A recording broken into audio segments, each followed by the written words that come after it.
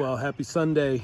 Here it is, the last Sunday of March 2025, and we finally have chickens back here at Lamppost Farm.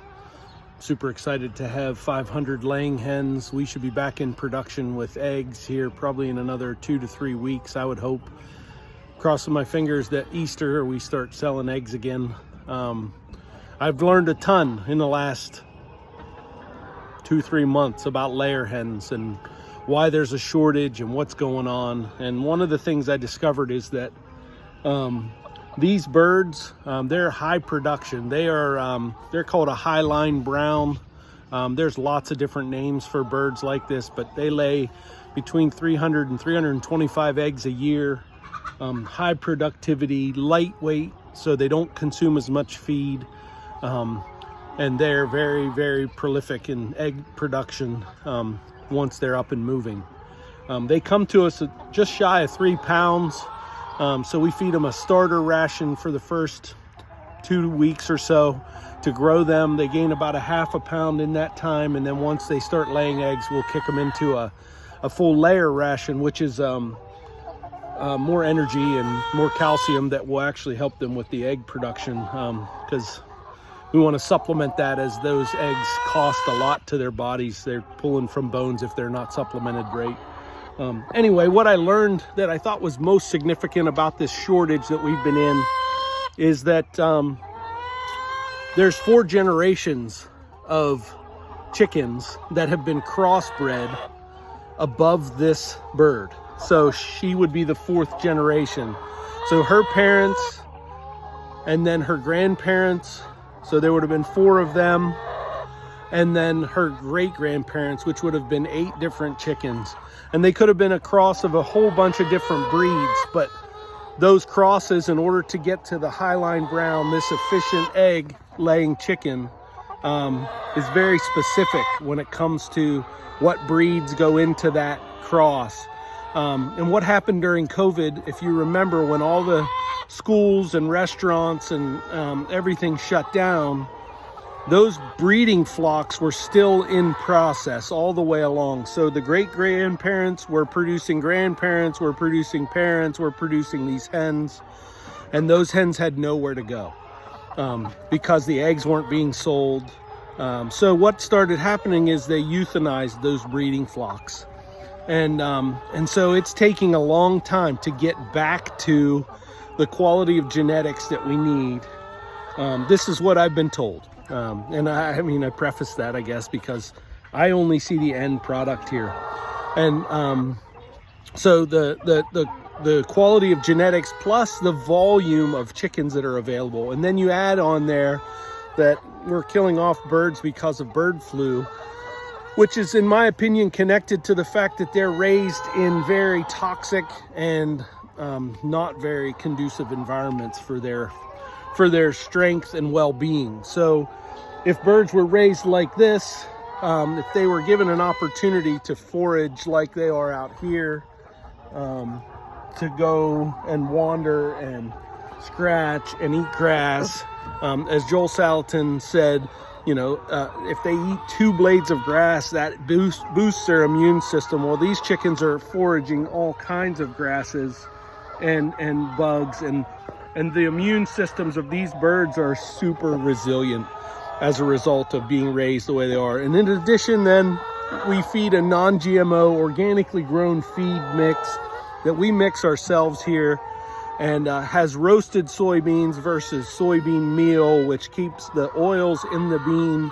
There's just a lot of reasons why this is a great system. And these hens actually have hit the chicken lottery when it comes to where they get to spend their life and do their work. So when those birds were killed off, and then in addition, you know, the birds that have been euthanized due to bird flu, which is a result of bad systems, our supply goes way down. A supply of these birds at the end of the chain, but our supply of, if let's just say one of those breeder flocks up line, let's say the grandparent flocks, end up with bird flu and they have to take that whole group out. Now it takes that much more time for that genetic strain to be crossed back in, to be built back up, and then for us to end up with hens. These hens aren't ready to lay for 17, 18, 19, 20 weeks, depending on how their growth is. So if each flock has to go through that 4-month cycle of growth and development until they're hitting maturity, and then they select the ones that actually show really good qualities out of those flocks and then put them together to breed. They lay eggs, they sit on those eggs, or they're hatched, and then those eggs are then brought to the breeding process. I mean, the timing that it takes to recover is immense. So what we really need are small farms doing small work with coordinated kind of resilient breeding efforts. And also what we need is to have a little bit of patience as people to allow that process to have variability. Do we need the perfect sized egg? Do we need the perfect, shell color and that kind of thing? Those are some questions that come to mind. Here's another thing that's happened is, well, let me go back here a second. This flock came this past Wednesday, we got them.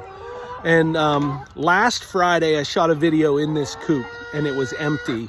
And I was expecting a delivery of chickens from a hatchery that I had an order in since October. This was the third group of chickens that this happened this past spring, since February. But I had an order for chickens since October for that delivery, and I got a call on the day of delivery saying they weren't going to be able to provide birds for us. So here we were, having built a business around and promises to our customers around egg production, and those hens, because they didn't have them, they had overestimated their flock size. We were the recipients of being canceled for the third time this spring. One of the flocks we got canceled was a result of somebody spreading manure beside the breeding house, or the house that these chickens were raised in, out of fear of a heightened fear of bird flu. They just held those birds until they weren't able to be distributed to anyone.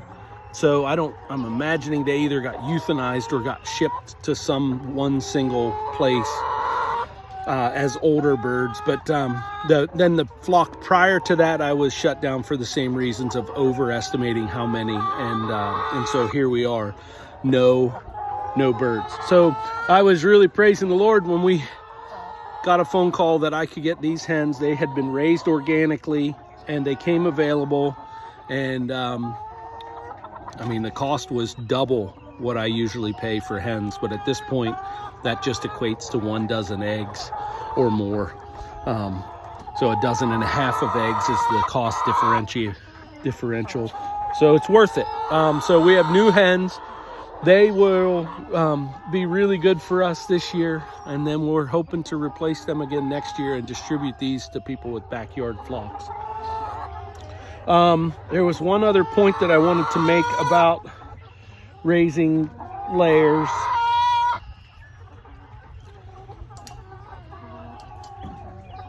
What is it?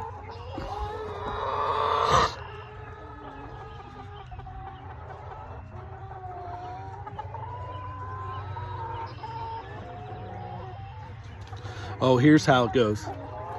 So the egg production, like the egg prices here in the U.S. has been through the roof, and it was a big deal in the press. Like, cost of eggs is so high. The change of administration was going to bring the cost of eggs down. And I'm not at all making political comments. I mean, these are political issues, but I'm not going to put out there at all any comments in that regard, other than to say the solution that I read this morning about how to bring egg prices down is 2 things. And they're both really, in my opinion, not awesome.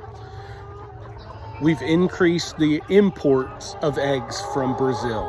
Those eggs can't be sold in grocery stores with shells on, but they can be cracked ahead of time and sold as eggs produced or put into the food system for like baking and any situation where there's eggs needed. Those eggs can supplement the U.S. egg production and push more eggs into the system, thus bringing down raising the supply of the U.S. system, keeping the supply up and bringing down the price because the demand goes down. That's one. Two, they started, there's a push now to repeal the cage-free movement or cage-free regulations so that any chicken raised in any situation can produce eggs that can be used in the food system. Is that true? Yeah, that would be true. They're chicken eggs. But what isn't true and what's unknown is that most of those caged up birds are the parents, the breeding flocks upstream from our broiler chicks, which come in, like, again, there's multi-generations of chickens that have to be bred to get a chicken that, like our broilers, that grow fast, that have carcass weights that are consistent. I mean, the system is what it is, okay? What happens though is a lot of those eggs are determined to either be too big or too small. Maybe they're candled and they don't get fertilized. I don't know, but a lot of the eggs are cast aside in that process. So those eggs are now being made available through these repealing of these cage-free acts to give customers or consumers opportunity to buy more eggs, increase the supply, the demand comes down, the prices come down with it. Here's the point, and this is the biggest point, I guess, for the whole thing.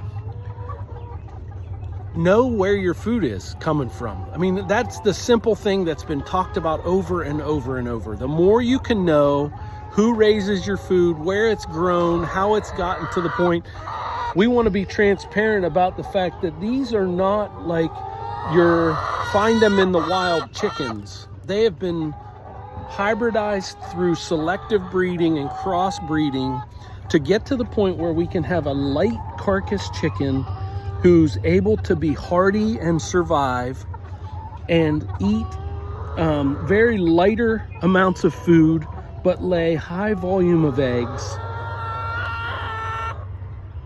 I'm actually a proponent of that. I think there's some wisdom to that, but what I don't necessarily like is that there's a lot of hiddenness to that. So come and see what it looks like to raise birds in healthy ways. I mean, these are new hens, and you can see their combs are very undeveloped.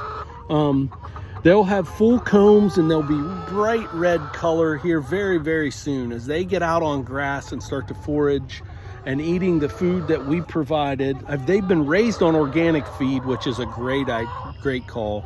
I'm thankful for that. Those weren't all the birds I had on order weren't all like that. But this group is, and I'm thankful that we were able to locate them.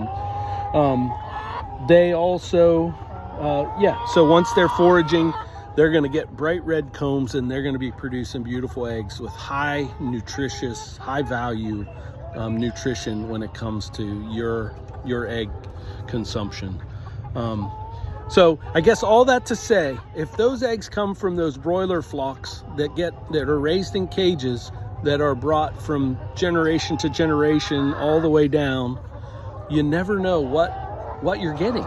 Like, you don't know what the value is that you're eating. And so knowing, here she is, and this is her demeanor, and this is the ability they have to get outside and walk around. Knowing that, and then knowing that those eggs come from them and that the feed they're fed don't have chemicals on them and aren't genetically modified, all that matters. So pay attention. It's really the world right now is asking for all of us to be aware of our supplies and to understand what happens upstream. So keep diving in, see what you can see, and again, the Lord is a provider of great things. That's why He created us to eat, so that we can receive quality food from Him, from His hand directly, through the people that He's put in motion here. And so we're thankful to be a part of that process, and to be excited to eat good quality food. Thanks again. Thanks for being paying attention. See ya.